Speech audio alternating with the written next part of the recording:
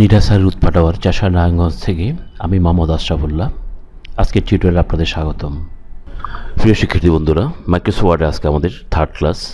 আজকের ক্লাসে আমরা যেই অপশনগুলো করব একবার দেখে নিই। Page set up, print preview, shift text, set tab stop, insert tab leader, line spacing, change case. আজকে আমরা শিখব পেজ সেট আপ। খুবই গুরুত্বপূর্ণ একটা অপশন। আপনি যে কোনো প্রোগ্রাম শিখেন না কেন, এই পেজ সেট আপটা সব প্রোগ্রামের ক্ষেত্রে প্রযোজ্য। ধরে নিচ্ছি কোনো ডকুমেন্টস আমরা এখানে লিখেছি। সাপোজ আমি লিখি নারায়ণগঞ্জ। এটা লিখে আমি একটু পেস্ট করে নিচ্ছি, কন্ট্রোল সি।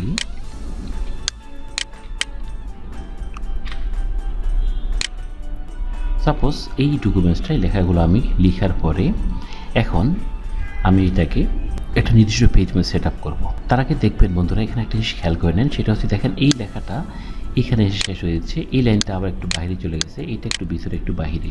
এক্ষেত্রে আপনার লেখাগুলো সব সিলেক্ট করবেন, কন্ট্রোল এ দিয়ে আপনার যেটা করবেন, হোমে গিয়ে জাস্টিফাই এখানে ক্লিক করতে পারেন অথবা কন্ট্রোল জে দিতে পারেন। দেখেন প্রত্যেকটা লেখার অ্যালাইনমেন্ট সমান হয়ে গিয়েছে। তাহলে এক্ষেত্রে আপনার মনে রাখতে হবে লেখাটাকে আপনার সিলেক্ট করবেন। সিলেক্ট করে যেমন এখান থেকে লেফট দিলে বাম পাশে আসবে, সেন্টার দিলে মাঝখানে যাবে, রাইট দিলে ডান পাশে যাবে এবং জাস্টিফাই দিলে দুই পাশে সমান হবে। অথবা কিবোর্ড থেকে আপনারা করতে পারেন, কন্ট্রোল এল বাম পাশে চলে যাবে, কন্ট্রোল আর ডান পাশে যাবে, কন্ট্রোল ই সেন্টার যাবে, কন্ট্রোল জে জাস্টিফাই। তাহলে এখানে আমরা চারটা শর্ট কমান্ড দেখলাম। লেখাকে লেফট রাইট বা সেন্টার করার জন্য আপনি কাজটা করতে পারেন। যেমন এটা এখানে মধ্যে আমি একটা হেডিং তৈরি করি, অ্যাবাউট নিডাসা। আমি এন্টার দিলাম, লেখাটা নিচে নিয়ে আসলাম। এখন এই লেখাটা আমি কার্সর রেখে আমি কন্ট্রোল ই দিলাম, লেখাটা আমার মাঝখানে আসলো। কন্ট্রোল এল দিলাম, বাম পাশে আসলো, কন্ট্রোল আর দিলাম, ডান পাশে আসলো, আবার কন্ট্রোল ই দিয়ে আমি সেন্টার দিলাম। এখন এই লেখাটাকে আমি সিলেক্ট করলাম, সিলেক্ট করে কন্ট্রোল চেপে থার্ড বুলেট প্রেস করে লেখাটা একটু বড় করি, কিবোর্ড থেকে কন্ট্রোল বি প্রেস করে লেখাটাকে বোল্ড করি, কন্ট্রোল ইউ ক্লিক করে আন্ডারলাইন করি, কন্ট্রোল আই প্রেস করে ইটালিক করি। অর্থাৎ আপনার যেভাবে সম্ভব সেভাবে আপনারা করতে পারেন।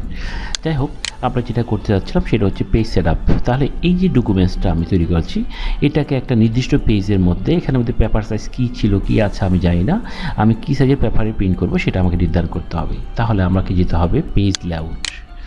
পেজ লেআউটে যাওয়ার পরে এখান থেকে আমি মার্জিনে ক্লিক করি। মার্জিনে ক্লিক করার পর কাস্টম মার্জিনে ক্লিক করি। কাস্টম মার্জিনে ক্লিক করলাম। ক্লিক করার পর প্রথম আমাকে যেতে হবে পেপার, অর্থাৎ আপনি কী সাইজের পেপারে প্রিন্ট করবেন।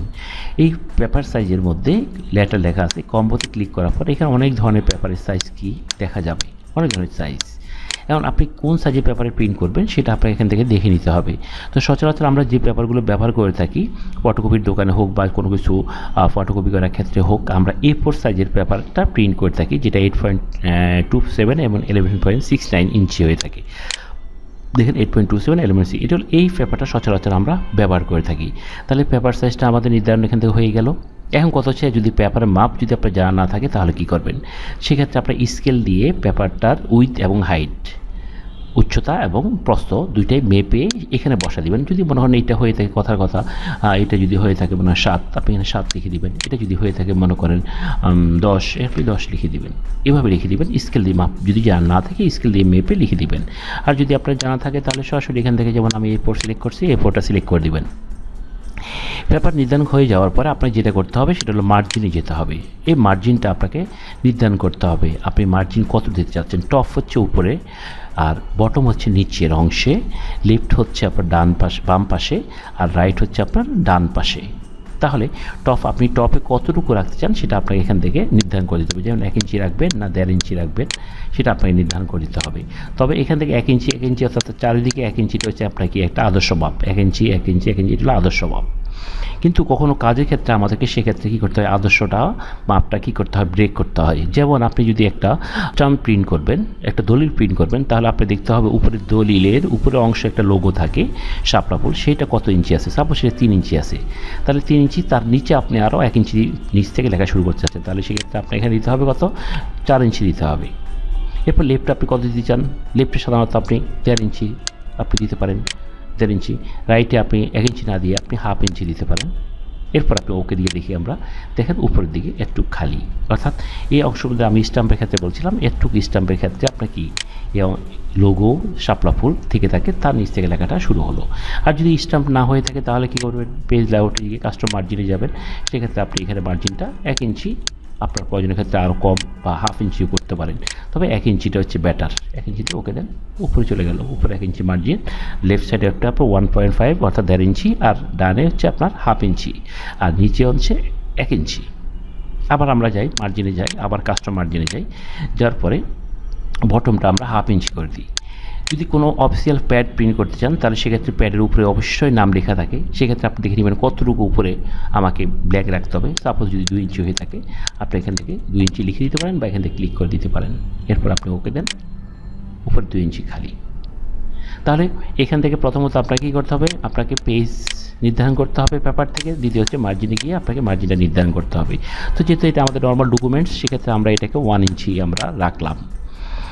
এরপর আপনার গাটার, এই গাটারটা কি, গাটারটা হচ্ছে কোনো একটা ডকুমেন্টস প্রিন্ট করার পর যদি আপনি সেটাকে পাঞ্চ ফাইল আপ বা পিন আপ করতে চান, সেক্ষেত্রে ওই পিন আপের জন্য, পাঞ্চের জন্য বা সেলাইয়ের জন্য একটা নির্দিষ্ট অংশ ছেড়ে দিতে হবে। দেখেন এই প্রিভিউ দিয়ে দেখেন, তাহলে সেটা কতটুকু হবে, যেমন হাফ ইঞ্চি হবে। দেখেন এই হাফ ইঞ্চি কী করলাম, আমি সেলাইয়ের জন্য বাইন্ডিংয়ের জন্য রেখে দিলাম, তারপরে থাকলো কি আমার 1.5 ইঞ্চি কি মার্জিন, দেন আমার ডকুমেন্টসটা। কিন্তু যদি আপনি ফাইল আপ বা পাঞ্চ বা আপনার সেলাই করার প্রয়োজন না পড়ে তাহলে কখনোই এই গাটারটা আপনি ইউজ করতে যাবেন না। এরপর হচ্ছে গাটারটা আপনার কোন দিকে দিবেন, আপনি সেলাইটাকে উপরে হবে না লেফটে হবে, তাহলে এই গাটার পজিশন থেকে আপনি যেমন উপরে হলে কি টপ দিবেন, উপরে সেলাই হবে, আর যদি বামে হয় তাহলে লেফট দিবেন। এই হলো আপনার গাটারের। এরপর হচ্ছে আপনার ডকুমেন্টসটা কি আপনি লম্বালম্বি প্রিন্ট করতে চান নাকি আড়াআড়ি প্রিন্ট করতে চান। যেমন আড়াআড়ি প্রিন্টটা হচ্ছে যেমন কি, যেমন ল্যান্ডস্কেপ পার করে দিবেন, তাহলে আপনার পেজটা কী হয়ে যাবে, আড়াআড়ি হয়ে যাবে। আমি গাটাটা বাদ দিয়ে দিলাম, আড়াআড়ি হয়ে যাবে, অর্থাৎ লম্বালম্বির জায়গা কী হয়ে গেল, পেজটা আড়াআড়ি হয়ে গেল। সাধারণত আপনারা যখন এক্সেল করবেন, এক্সেলের ক্ষেত্রে অনেক সময় শিটগুলো আমাদের কি হয় না, ফরটেট অর্থাৎ লম্বালম্বি অবস্থায় কী হয়ে থাকে না, সংকলন হয়ে থাকে না, সেক্ষেত্রে আমাদেরকে কী করতে হয়, মার্জিনটা আপনাকে ল্যান্ডস্কেপ করতে হয়। অথবা আপনি দেখেন যে কোনো শিডিউল বা ক্লাস রুটিন যদি তৈরি করতে চাই, সেটা যদি লম্বালম্বি করতে চান তাহলে কিন্তু হবে না, সেক্ষেত্রে আমাদের পেজটাকে কী করতে হয়, আপনার আড়াআড়িভাবে করতে হয়। এটা হচ্ছে কি ল্যান্ডস্কেপ। তো যেহেতু এটা আমাদের নর্মাল প্রিন্ট, সেক্ষেত্রে আমরা এটাকে 48-এ আমরা রাখবো।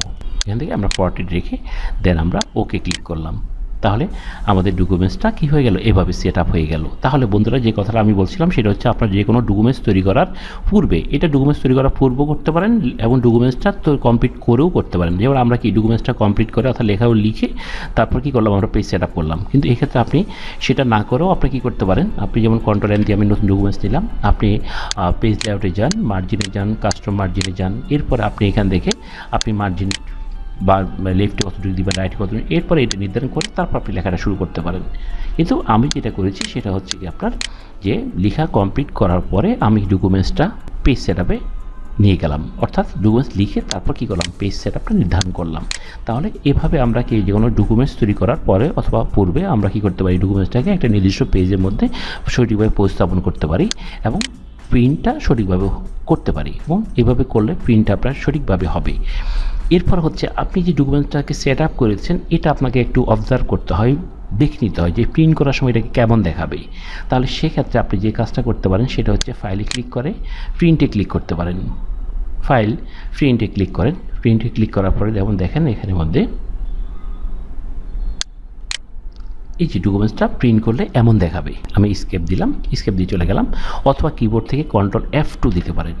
Ctrl+F2 দিলেও আপনার এভাবে দেখাবে, অথবা আবার স্কেপ দিতে পারেন। আবার আমি এখান থেকে Ctrl+F2 দিতে পারি, দেখলাম যে না আমার উপরে একটু বেশি, খালিটা কি একটু বেশি, তাহলে উপরে একটু উপরে উঠাই দেবো। তাহলে সরাসরি আপনি এখান থেকে চলে যান, পেজ সেট আপে চলে যান, গিয়ে আপনি টপটা একটু কমাই দেন, হাফ দিলাম আমি, টপ হাফ, ওকে, ডকুমেন্টসটা আমার উপরে চলে গেল। আপনি যদি বলেন না লেফটটা আমার একটু বেশি হয়ে গেছে, লেফটটা আমি কমাই দেবো, আমার পেজ সেট আপে যান, পেজ সেট আপে গিয়ে লেফটটা আপনি কমাই দেন, 1 দেন, ওকে দেন, দেখি তাহলে এখান থেকে আমরা সেট আপটা করে নিতে পারি। তাহলে প্রিন্ট প্রিভিউটা কি, প্রিন্ট প্রিভিউটা হচ্ছে প্রিন্ট করার পূর্বে পেজের মধ্যে ডকুমেন্টসের অবস্থানটা কী করা, পর্যবেক্ষণ করা বা দেখা কি প্রিন্ট প্রিভিউ। তাহলে আমরা প্রিন্ট করার পূর্বে আমাদের পেজের মধ্যে আমাদের ডকুমেন্টসটা কোন অবস্থায় থাকবে, কেমন থাকবে, সেই জিনিসটা আমরা এখান থেকে প্রিন্ট প্রিভিউর মাধ্যমে দেখে নিতে পারি। বন্ধুরা আশা করি বুঝতে পেরেছেন, ধন্যবাদ সবাইকে। এখন আমরা যে অপশনটা করবো সেটা হচ্ছে শিফট টেক্সট। শিফট টেক্সট কি, শিফট টেক্সটটা হচ্ছে কোনো একটা লেখাকে এক স্থান থেকে অন্য স্থানে স্থানান্তর করা। শিফট মানে হচ্ছে কি স্থানান্তর, টেক্সট মানে লেখা। কোনো একটা লেখাকে এক স্থান থেকে অন্য স্থানে স্থানান্তর করা, সেটা কেমন চলুন দেখি আমরা। যেমন এখানে লেখা আছে কম্পিউটার একাডেমি, আমি ভাবছি যে না হবে কি নিডাসা কম্পিউটার একাডেমি না হয়ে হবে কি কম্পিউটার একাডেমি নিডাসা বা নারায়ণগঞ্জ নিডাসা কম্পিউটার একাডেমি। তাহলে কি এই টেক্সটটা এই লেখাটা কোথায় হবে, প্রথমে হবে। তো এটা আমরা শিখেছিলাম এখান থেকে কাট করে, এখান থেকে কাট করতে পারি, এখান থেকে কাট করলাম, কাট করে এখানে এনে কি করতে পারি পেস্ট করতে পারি। তাহলে কি নারায়ণগঞ্জ নিডাসা কম্পিউটার একাডেমি। কিন্তু এভাবে না করেও আমরা করতে পারি কিভাবে, লেখাটাকে আমরা সিলেক্ট করতে পারি, লেখাটাকে সিলেক্ট করি, ডবল ক্লিক করে সিলেক্ট করলাম, সিলেক্ট করে লেফট বাটন, এই লেখার উপর মাউসের লেফট বাটন চেপে ধরে টান দিয়ে কোথায় হবে নিডাসা কম্পিউটার একাডেমি নারায়ণগঞ্জ, এখানে হবে। তাহলে এখানে এনে জাস্ট ছেড়ে দেন। অর্থাৎ কোনো একটা টেক্সটকে, কোনো একটা লেখাকে কী করা, এক স্থান থেকে অন্য স্থানে স্থানান্তর করা। সাপোজ এই লেখাটা এখানে হবে না, নিডাসা অ্যাবাউট, সাপোজ এই নিডাসাকে ধরে আমি প্রথমে নিয়ে আসলাম নিডাসা অ্যাবাউট, বা নিডাসা অ্যাবাউট নিডাসা হবে, নিডাসাকে ধরে এই পাশে নিয়ে আসলাম। তাহলে শিফট টেক্সটটা হচ্ছে কি কোনো একটা টেক্সটকে, কোনো একটা লেখাকে এক স্থান থেকে কী করা অন্য স্থানে স্থানান্তর করা। তাহলে যদি মনে করেন আমি একটু লেখাকে আমি কী করবো স্থানান্তর করবো, তাহলে এটাকে সিলেক্ট করলাম, সিলেক্ট করে টান দিয়ে এনে সাপোজ এখানে ছেড়ে দিলাম, চলে আসলো এখানে। যদি মনে করেন এখানে হবে না, হবে এখানে, এখানে এনে ছেড়ে দেন। মনে যদি এই লেখা যদি উপরে হবে, এখানে এনে ছেড়ে দেন। তাহলে শিফট টেক্সটটা হচ্ছে কোনো একটা টেক্সটকে এক স্থান থেকে অন্য স্থানে স্থানান্তর করা। এটা হচ্ছে কাট পেস্ট না করেও আপনি কী করতে পারেন, সহজে কী করতে পারেন, আপনি স্থানান্তর করতে পারেন। এটাকে বলা হয় শিফট টেক্সট। আশা করি বুঝতে পেরেছেন, ধন্যবাদ বন্ধুরা। আমরা এখন দেখব set tab stop. Set tab স্টপটা কি আমরা একটু দেখে নিই। আমাদের ডকুমেন্টসের মধ্যে আমরা ভিউতে যাই, ভিউতে গিয়ে রুলারটাকে মার্ক করে দিই।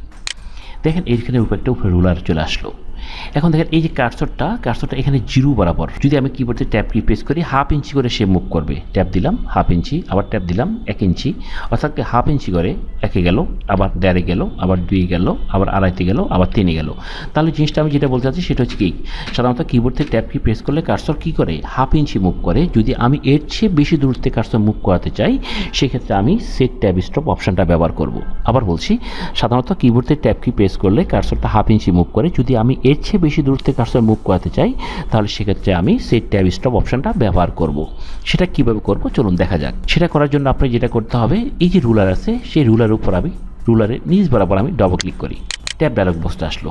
আসার পর এখানে সাপোজ আমি যে ক্লিক করেছি, এখানে একটা ক্লিক পড়ে গেছে অলরেডি, সেক্ষেত্রে 2.6 এ ক্লিকটা পড়ছে, এই জন্য এই পয়েন্টটা শো করতেছে। আমি কি করব, ক্লিয়ার অল দিয়ে মুছে ফেললাম সবগুলো। মুছার পরে এখন আমি কি পজিশনে আমি ট্যাব স্থাপন করতে চাই সেটা আমাকে লিখতে হবে ট্যাব স্টপ পজিশন বক্সে। যেমন আমি এখানে লিখলাম 2.5, অর্থাৎ আমি যখন কিবোর্ড থেকে ট্যাব কি প্রেস করব, কার্সরটা সরাসরি 0 থেকে 2.5 ইঞ্চিতে যাবে। দেন আমি সেট দিলাম। এরপর আমি একটা ট্যাব দেবো, সেই ট্যাবটা হচ্ছে সাপোজ 3.5-এ, 3.5 অর্থাৎ 2.5 ইঞ্চি, 2.5 ইঞ্চিতে যখন ট্যাব দেবো তখন কি 3.5 ইঞ্চিতে যাবে, অর্থাৎ কি 1 ইঞ্চি মুভ করবে, 2.5 থেকে 3.5 ইঞ্চিতে যাবে। আবার সেট দিলাম, দেন ওকে দিলাম। এখন দেখি কি হয়। যেমন আমি এখানে লিখলাম আমি নেম লিখে আমি ট্যাব দিলাম, ট্যাব দিয়ে এখানে একটা আমি ক্লোন ইউজ করলাম, আবার একটা ট্যাব দিলাম, আমি এখানে লিখলাম আশরাফ, এন্টার দিলাম। এখানে লিখলাম আমি ফাদার্স নেম, আবার এখানে একটা ক্লোন চিহ্ন দিলাম। এরপর আবার একটা ট্যাব দিলাম, কোথায় গেল 3 ইঞ্চিতে গেল, 3.5 ইঞ্চিতে গেল, এখানে লিখলাম। এরপরে আবার এন্টার দিয়ে আমি লিখলাম অ্যাড্রেস, ট্যাব দিলাম, লিখলাম। তাহলে এখানে যে জিনিসটা আমরা দেখতে পাচ্ছি সেটা হচ্ছে আপনার ট্যাব দিলাম, ট্যাব দিয়ে এখান থেকে ট্যাব দিলে কোথায় যাচ্ছে 2.5 ইঞ্চিতে যাচ্ছে। 2.5 ইঞ্চি থেকে আমি একটা ক্লোন ইউজ করলাম, আবার একটা ট্যাব দিলাম, গেল কোথায় 3.5 ইঞ্চিতে গেল। এখানে আমি একটা ফোন নাম্বার, এখানে আমি একটা ফোন নাম্বার লিখে দিলাম। তাহলে বন্ধুরা আমরা ট্যাব স্থাপন করে কার্সরটাকে নির্দিষ্ট অবস্থানে নিতে পারি, এবং এভাবে আমরা করে বায়োডাটা করার ক্ষেত্রে আমাদের এই ধরনের স্যাম্পলের প্রয়োজন হয়। যেমন আমি যদি এখানে কার্সর রেখে লিখি বায়োডাটা, এন্টার, কার্সরটা প্রথমে রেখে আমি দিলাম কন্ট্রোল ই দিলাম, লেখাটাকে সিলেক্ট করে কন্ট্রোল চেপে থার্ড ব্র্যাকেট দিলাম, কন্ট্রোল ইউ দিলাম, হলো। তাহলে কি এভাবে আমরা কি করতে পারি, কোনো বায়োডাটা আমরাও লিখতে পারি এভাবেই ট্যাব সেট করে। যেমন এই অ্যালাইনটা দেখেন একদম বরাবর, এখান থেকে একই বরাবর, এখান থেকে একই বরাবর। এটা যদি আমরা ট্যাব স্থাপন না করে যদি আমরা ডিফল্ট ট্যাব দিয়ে করতাম, তাহলে এভাবে অ্যালাইনটা কি হতো না, সমান হতো না। এখন আমরা করব insert tab leader. Insert tab leader কি? ইনসার্ট ট্যাব লিডারটা হচ্ছে যদি দুটি ট্যাবের মধ্যবর্তী স্থানে যদি আমি কি করতে চাই, ডট দিতে চাই বা ঢার দিতে চাই। চলুন দেখি আমরা। স্বাভাবিকভাবে আমরা যদি কোনো ফর্ম তৈরি করতে চান বা কোনো রিসিট তৈরি করতে চান, যেমন ফর্ম, আপনি কোথাও একটা ক্লাব বা একটা মসজিদে আপনি কি একটা ফর্ম তৈরি করবেন, সেই ফর্মের মধ্যে কি কিছু মেম্বার আপনি কী করবেন, সংগ্রহ করবেন, তাহলে কি ওই ফর্মের মধ্যে কি থাকবে, অপশানগুলো থাকবে, আর বাকিটা কি থাকবে, ব্ল্যাঙ্ক থাকবে বা ডট থাকবে, যেটা কি হবে যে ইউজার তার নিজের হাতে কি করবে, পূরণ করবে, বা মেম্বার তার নিজের হাতে পূরণ করবে। তাহলে সেটা আপনি কীভাবে করবেন? সেটা করার জন্য আমরা একটা কাজ করে আমরা আবার কি রুলারের উপরে কি নিচ বরাবর ডবল ক্লিক করি, ট্যাব ডায়ালগ বক্সটা আসবে, ক্লিয়ার অল দিলাম, মুছে গেল সব। এখন এখান থেকে আমি কতটুকু দিলাম, প্রথমে আমার 0-তে থাকবে, এরপর যাবে 2.5-এ যাবে, 2.5-এ গিয়ে আমি সেট দিলাম, এরপর আমি 3 দিলাম, সেট দিলাম, এরপর হচ্ছে 3 থেকে 6 পর্যন্ত সাপোজ কি যাবে, আমার ডট ডটটা হবে, যেখানে অপশানটার পরে আমাকে হাতে লিখতে হবে। তাহলে আমি এখানে 6 লিখলাম, 6 লিখে এখান থেকে লিডার, যে লিডার আছে এখান থেকে 2, 3, 4, 5 জন্য একটা সিলেক্ট করি, 2টা সিলেক্ট করে সেট বাটনে ক্লিক করে দেন ওকে ক্লিক করলাম। এখন যদি আমি লিখি নেম, ট্যাব দিলাম, এখানে একটা ক্লোন চিহ্ন ইউজ করলাম, আবার ট্যাব 3-এ গেল, আবার ট্যাব দিই 6-এ গেল, তাহলে 3 থেকে 6-এর মধ্যে কি হলো, ডটটা হলো। আবার যদি আমি লিখি ফাদার্স নেম, আবার ট্যাব দিলাম, আবার ক্লোন দিলাম, আবার ট্যাব দিলাম, আবার ট্যাব দিলাম। আবার যদি আমি লিখি মাদার্স নেম, ট্যাব দিলাম, আবার ক্লোন, আবার ট্যাব, আবার ট্যাব। এবার যদি আমি লিখি অ্যাড্রেস, ট্যাব দিলাম, ক্লোন দিলাম, ট্যাব দিলাম, আবার ট্যাব দিলাম। এখন অ্যাড্রেসটা এই লাইনের মধ্যে সম্পূর্ণ নাও হতে পারে, আমার একটা লাইন দরকার হতে পারে, তাহলে এন্টার দেন, ট্যাব দেন, আবার ট্যাব, আবার ট্যাব, অ্যাড্রেস হয়ে গেল। এরপর আমি লিখলাম ন্যাশনালিটি, আবার ট্যাব দিলাম, আবার ক্লোন, আবার ট্যাব, আবার ট্যাব। তাহলে এইভাবে কি আপনি যে কোনো ব্ল্যাঙ্ক ফর্ম তৈরি করতে পারেন, অথবা যে কোনো সদস্য ফর্ম যদি আপনি তৈরি করতে চান, এভাবে অপশানগুলো জাস্ট থাকবে বাম পাশে, আর ডান পাশে অপশানটা কী থাকবে, ব্ল্যাঙ্ক থাকবে, যেখানের মধ্যে কী করবে ব্যবহারকারী তার নিজের নাম এবং বাবার নাম, অ্যাড্রেসগুলো কী করবে, সে নিজে হাতে কী করবে, পূরণ করবে। তো এখানে আমি আমার ইচ্ছা মতো আমি মানগুলো 2.5, 3 দিছি, সেক্ষেত্রে আপনারা আরও কম দিতে পারেন, আরও বেশি দিতে পারেন, সেটা আপনাদের ইচ্ছার উপরে ডিপেন্ড করবে। আপনারা যদি আরও কম দিতে চান সেক্ষেত্রে আপনারা কম দিতে পারেন।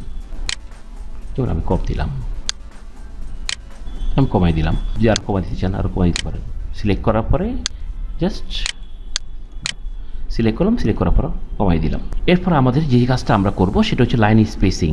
এখন দেখেন এইভাবে যদি একটা ফর্ম তৈরি করার পর যদি আমি প্রিন্ট করে যদি হাতে লিখতে দিই, তাহলে হয়তো বা কারো পক্ষে এই গ্যাপের মধ্যে হাতে লেখাটা সম্ভব না হতে পারে। সেক্ষেত্রে আপনি কী করবেন, সেক্ষেত্রে আপনি লেখাগুলো সিলেক্ট করেন, কন্ট্রোল এ দিয়ে লেখাগুলো সিলেক্ট করতে পারেন। কন্ট্রোল এ সিলেক্ট করার পরে কিবোর্ড থেকে যেমন কন্ট্রোল 5 দেন, অর্থাৎ 1.5 ইঞ্চি স্পেস হবে, কন্ট্রোল 1 দেন, মানে যেভাবে লিখছিলেন সেভাবে হয়ে গেল। আবার কন্ট্রোল 2 দেন, গ্যাপটা আরও বাড়লো, কন্ট্রোল 5 দেন, গ্যাপটা একটু কমলো, আবার কন্ট্রোল 2 দেন, ডবল লাইন, অর্থাৎ কন্ট্রোল 5 হচ্ছে 1.5 লাইন স্পেসিং, কন্ট্রোল 2 হচ্ছে ডবল লাইন স্পেসিং, আর কন্ট্রোল 1 হচ্ছে অ্যাজ ওয়েল আপনি যেভাবে লিখেছেন সেভাবে। তাহলে কন্ট্রোল 2 দিলাম আমি।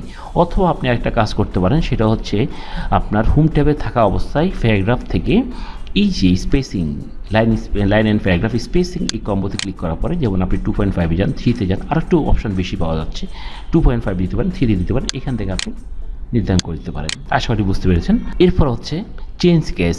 চেঞ্জ কেসটা কি, আপনি এখন লিখেছেন এগুলো সবগুলো, যেমন এখানে আমি ছোটো হাতে লিখেছি, স্মল লেটারে লিখেছি, এখন আপনি চাচ্ছেন লেখাগুলো চেঞ্জ করার জন্য, হয়তো বড় হাতের হবে, হয়তোবা যেমন প্রথমটা বড় হাতের, বাকিগুলো ছোটো হাতের, আপনি চাচ্ছেন না সবগুলো ছোটো হাতের হবে বা সবগুলো বড় হাতের হবে। বা এখানে যেমন একটা ফাদার্স নেম, এটা একটা সেন্টেন্স, এই সেন্টেন্সের মধ্যে শুধু ফার্স্ট ফাদারটার এফটা বড় হাতের হবে, বাকিগুলো ছোটো হাতের হবে, এভাবে। তাহলে আপনি লেখাগুলো সিলেক্ট করেন, সিলেক্ট করে কিবোর্ড থেকে আপনি যদি করেন শিফট চড়ে ফাংশন F3, অর্থাৎ F3 ফাংশন 1, 2, 3 থেকে F3 প্রেস, শিফট চেপে ধরে রেখে F3 প্রেস করেন, দেখেন বড় হাতের হয়ে গেল, দেখেন সব ছোটো হাতের হয়ে গেল, আবার দেখেন সব পাঁচটা একটা বড় হাতের হলো। এভাবে আপনি F3 শিফট চেপে F3 প্রেস করতে পারেন। বড় হাতে লিখলে ছোটো হাতে করে ফেলতে পারেন, ছোটো হাতের হলো বড় হাতের করে ফেলতে পারেন। অথবা একটা কাজ আপনি করতে পারেন, সেটা হচ্ছে এই ফন্ট গ্রুপ কমান্ড থেকে এখানে দেখেন এই যে বড় হাতে ছোটো হাতের আছে, এখানে চেঞ্জ কেস ক্লিক করার পরে, যেমন সেন্টেন্স কেস, সেন্টেন্সের ফার্স্ট লেটারটা বড় হাতের, অর্থাৎ ফাদার্সের F আর বাকি সব ছোটো হাতের, মাদার্সের প্রথমটা বড় হাতের, বাকি সব ছোটো হাতের। অথবা আপনি এখানে ক্লিক করার পরে যেমন লোয়ার কেস সব ছোটো হাতের হয়ে গেল, আবার যদি ক্লিক করে সব আপার কেস দেন, সব বড় হাতের হয়ে গেল। অথবা আবার ক্লিক করে যদি আপনি ক্যাপিটালাইজ ইস ওয়ার্ড, প্রত্যেকটা ওয়ার্ড এর ফার্স্ট লেটারটা কী হবে, বড় হাতের হবে, যেমন ফাদার্সের F এবং নেমের N বড় হাতের হলো। আবার যদি এখানে টোগল, এটার দরকার নাই, এটা আমরা ব্যবহার করি না। টোগলটা হচ্ছে কি ফার্স্ট লেটার ছোটো হাতের হবে, বাকি সব বড় হাতের হবে, এটা আমরা কখনো ব্যবহার করি না, দরকার নেই। তো আমরা এখানে সাথে স্যান্ডউইচ কেসটা ইউজ করতে পারি। তাহলে কিবোর্ড থেকে করতে পারি, এই গ্রুপ কমান্ডের ফ্রন্টের গ্রুপ কমান্ড থেকেও আমরা কি করতে পারি, চেঞ্জ কেসগুলোকে অর্থাৎ টেক্সটগুলোকে, লেখাগুলোকে কি করতে পারি, আমরা পরিবর্তন করতে পারি। তাহলে এটাকে বলা হয় কি আপনার চেঞ্জ কেস। চেঞ্জ কেসটা হচ্ছে সেন্টেন্সের ফার্স্ট লেটার বড় হাতের, লোয়ার কেসটা হচ্ছে কি প্রত্যেকটা লেটার ছোটো হাতের, আপার কেস হচ্ছে সব বড় হাতের, এরপর টাইটেল কেসটা হচ্ছে কি ফার্স্ট ওয়ার্ড লেটারটা বড় হাতের হওয়া। আশা করি বুঝতে পেরেছেন বন্ধুরা। আপনারা যদি এভাবে প্র্যাকটিস করেন, ভিডিওটা আগে একবার দেখবেন, দেন আপনারা প্র্যাকটিস করলে আশা করি আপনারা উপকৃত হবেন এবং শিখতে পারবেন। ধন্যবাদ সবাইকে।